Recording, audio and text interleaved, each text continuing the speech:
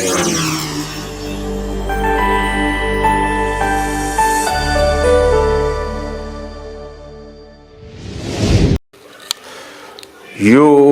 Ghana for ye chechia obibia ba Adepa TV eso na dia atoye nima asame ye to hwefo etiefo nyina enim enese enche bia ana Reverend Obofour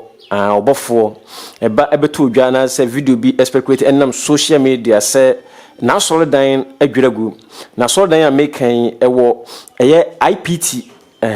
wode ebuakwa road no so IPT wode kwata no so na IPT junction no so no honuma na solidan ewo na enche bia ana enam social media videos bi ba se na solidan no adwiri agu eno nti na wo se ebo anan na ekokopie ho na ekohunu se so ansema enenam social media se Reverend Obofour na solidan a ewo IPT no adwiri agu no eye no kure bisa ana se enuma pa etisem eno nti Adepa TV nsemba na se social media no eyade a trendy yi ana se amanfo obi atwa na basa obi eka de opem eno nti no Adepa TV ekopie biaye ho ana se kopie be bia na solidan no ewo ne ye person ke ebe kwanya na nka etimi awulam nanso no mpanifo se kwanya ntimi emma ekwan eno nti no na ehu se ye kwan be fa so a ebetimi enya ensem no mu sediri sitie pa sede nkofo no ana se ensem no eba ebeto odwa na ne nyina ene se ensem a enipa bi de tu yanim ekire se wo musa se asodan ya paso na emui sede enipa binom ekase asodan no abu ne nyina ene nchechiremu a yensa ekan ye anase yenyae ene se honom no asodan enipa ebem no omodoso yie pa esa enipa na ebem no nti no omo nyina akora nso antimi nko asodan nim fise asodan no kase no ntimi mfa nipa dodo saa eno nti mpanifo atenase esusu se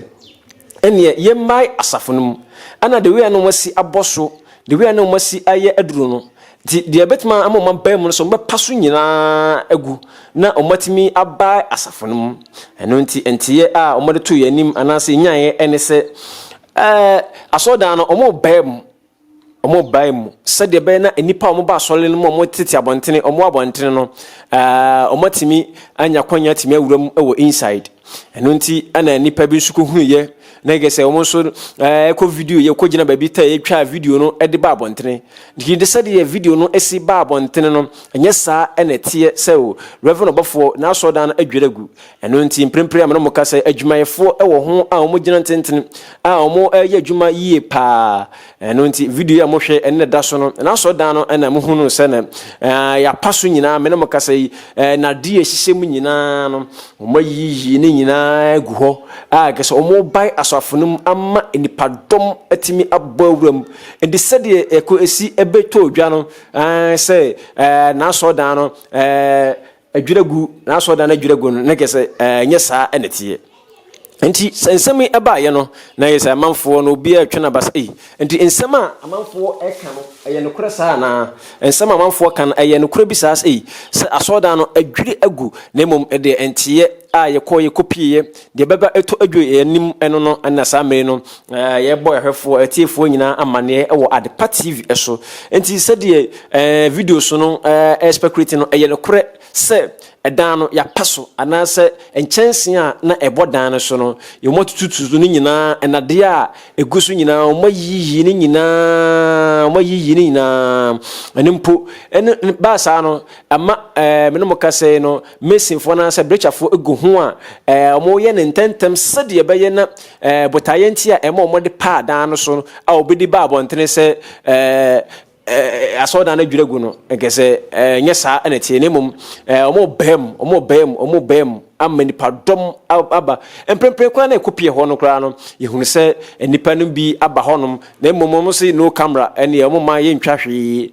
no ntina enipa akra na nkomo ba asole ene kwasie no oman nya konya entimi en video me no man twetwe nkomo no emo omama nchechire mu kakra de nipa bia no mo wo nchen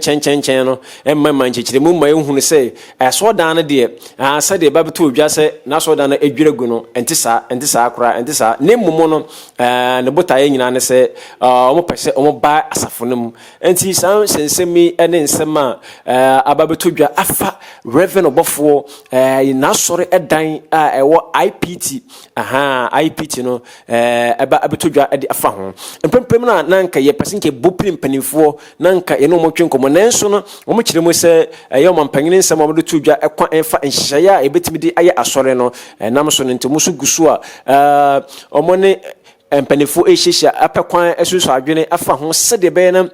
nana nhede na so mpanyine nhede wo do todwa no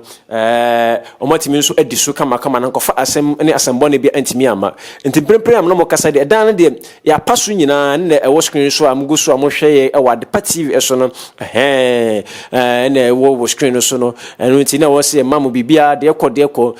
live sede be na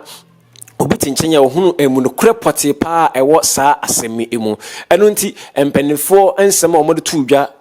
na say ye wure mu no because omuso mu numu bia nkasa na so nege say adonfo bia mo wo nchen no na ma yenya saa ensem ya yede etotomani mu enu nti eyewitness for no ehuni na omo nsema omo kan say o ne asodan de emu na emu no me no mo kasa no asodan ya paso Reverend Obofour na sore dan no ya paso nyina ma paso nyina me no mo kase no mo ba asafo no na no mu na bebre na so ebi so adwenche na so dan na ya paso na sambre na fe na mo ye ho adwuma ne lockdown ba de na ma nye ho adwuma ne ke se mo so nchechire mu ba ko a mo sa de to na so mo sa de kan ho se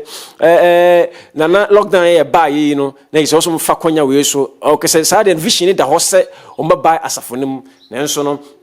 nege se bra no nyanduri ndi sabri ene bra ompase mo fa sa kwanya we so no mutimi de ba asafo no fi se enipa dodo na o so mba asafo no omo no so etise first enipa gibum ne mpomu nya ba bi entra no eno nti na omo panifo tenase esoso adwen take decision se sabre ne ebra aye good opportunity de ma wo mo se omotimi afa sa kwanya we so na Reverend Obofour na so dan no o ma paso nyina no motimi abem amanipa dom abotwi akwa akogu ho eno nti samate na mahunu se Reverend Obofour na so dan no adwiragu a na gese enye saa na etie nemu enokura ewo saa sema Adepa TV de to hwefo nyina nemu ene se mpanifo etenase ana mususu adwene se nipa na ntimi anaso muntimi nkwa so dan mbabam eno nti na mpanifo menemo kase no omadwiri asu nyina mapaso nyina menemo kase apaso nyina efri ne nimu babia windows oho bibia obia no ene ye hu ba kokora efise mpanifo person mo chisa plan na se omoma no eye sonko dan de in fact esun ye pa danoso papa danoso enti samna hwefo amuguso mohwe o Adepa TV so no de ababeto ye nima asame no ye ba hwefo amane etiefo nyina amane ene se Reverend Obofour na sole dan no o IPT no so de ababeto dwa se ebuogu no nyesa nemu minimo kase ne mpanifo akire se umpeso mo expand asodan no mani padodo ekum eno nti so asore o se yitie omode na se ebeti bloggers dia ba abontene den so ni nyina mo no de ye kan nyina se asodan de ya paso nyina ne mo so de nsa besi ebo akase adweregu ne de ana so aya asemsebe enti emprempre ya minimo kase de Adepa TV de do to hwefo animina no se ya pa asodan no eso nti samre de empanifo eguso ye agese nke bebo prin Reverend Obofour na nka ene na atwe nkomo nenso ene kwasi na se ne dai no da so nko a be se ogun hihye de so nti ne okokora na akonya kora so de bewule mu no wunya kwanya sa efiri se manfo e kire pefe se ana se mpanifo mo kire se sede news no si baba ntre no anyo mo de ha na omunya order bia from baby se omone nsantwerefo enini nkomo na so mo ntwe nkomo nti nipa bebrebe koso akiri esan de ne nso no de reto ahwefo na etifo nyane mu ne se Reverend Obofour na so dan no de menom kase ne de abusua ganafo nyina no enwunu wi se de nipa ehunu se adwiregu no yenim se wotan de a ene asem se brenti se de nsem no ekoso no se de wo so adwene ese kire se de wo so osi efa no se de osi epe no no onso no obesie obotimi de wadwene mpo no tirimpo e de ba wo sa video a wo hwe eso bomotna sa obe subscribe no share video no e de ama wonu a tempempem am no kasa de Reverend Obofour na sore dan no ho share de ne de esinyina no na da ba beto ahwefo na tiefo anyinanim kaseboyi anasa ensemi mi amede bla mo midan akosi adwuma betuma from agio mani agye ho pa eno nti samre ensema ababeto odwa efa Reverend Obofour na so dan a omo kasa adwiregu no eno ho na samre no